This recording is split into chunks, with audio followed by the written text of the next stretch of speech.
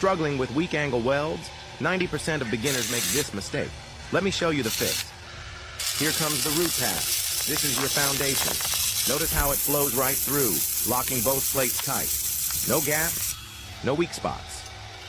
Next, I run the fill passes, and then the final cap pass. This seals it up strong and gives a clean pro finish. And here's the result. Solid penetration, smooth bead, and a joint that'll hold under serious stress. If you're ready to take your welding from beginner mistakes to pro-level results, hit follow right now. More real-world welding tips are coming. Don't miss the next one.